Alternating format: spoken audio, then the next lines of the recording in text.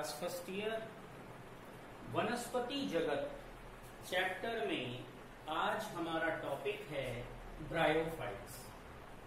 Bryophytes समुदाय वनस्पति जगत के लिए उभयचर के जैसा है, मीन्स एम्फीबियस।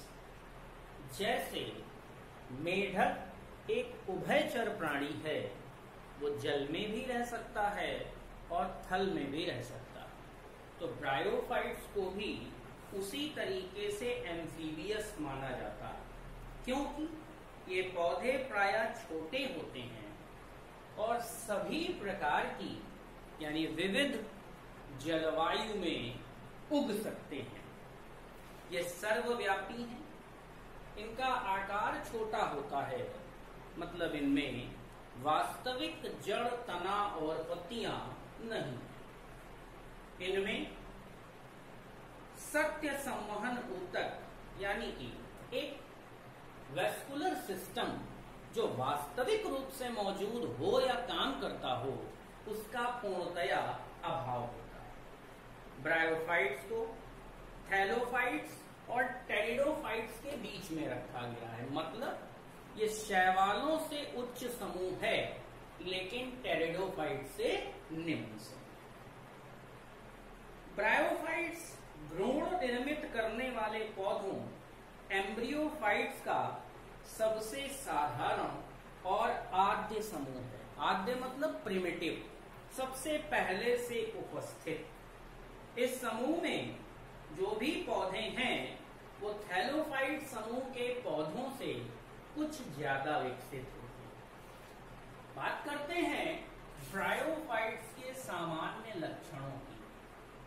ब्रायोफाइट्स के सामान्य लक्षण। ब्रायोफाइट्स के सामान्य लक्षण किस प्रकार के हैं? सबसे पहला लक्षण है कि ये सभी प्रकार के पौधे स्थलीय हैं, मतलब यह नम भूमि, चट्टान, नमी युक्त दीवारों और छायादार स्थानों पर उगते हैं, यानी कि इनकी प्रकृति मुख्यतः स्थलीय है। अब चूंकि इनका नेचर एम्फीबियस है, इसलिए कुछ ब्रायोफाइट्स जलीय स्थानों पर भी उग जाते हैं। कुछ ब्रायोफाइट्स जैसे मॉस अधिपादक की कैटेगरी में पाए जाते हैं। ब्रायोफाइट्स मृतोपजीवी भी हैं, जैसे मॉस अधिपादक की कैटेगरी का ब्रायोफाइट है लेकिन एक मृतोपजीवी ब्रायोफाइट। ब्रायोफाइट पौधे की मुख्य प्रावस्था युग्मकोद्भिद है।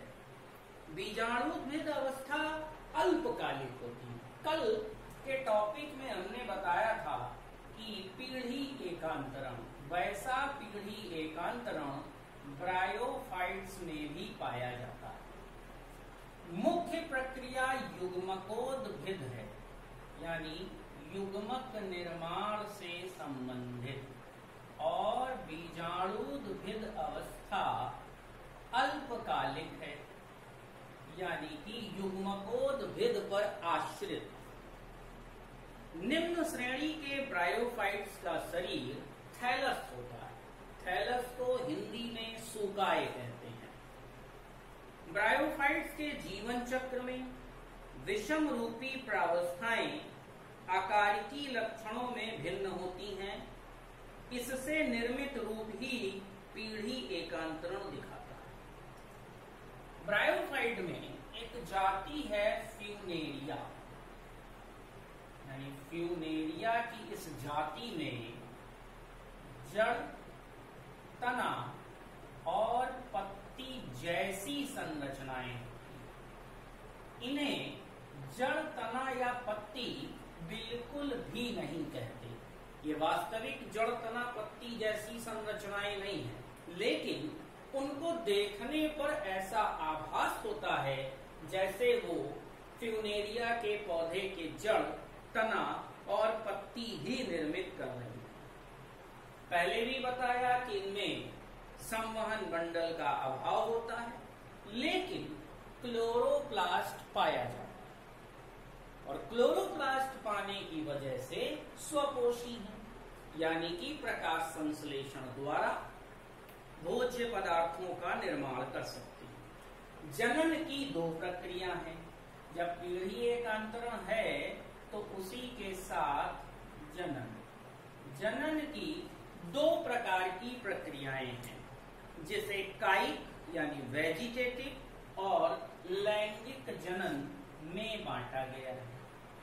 तो दो प्रकार से जनन कर सकते हैं, कायिक जनन की प्रक्रिया और एक लैंगिक जनन की प्रक्रिया। ब्रायोफाइटा को कुछ वर्ग में बांटा गया है और उनके उदाहरण भी हैं।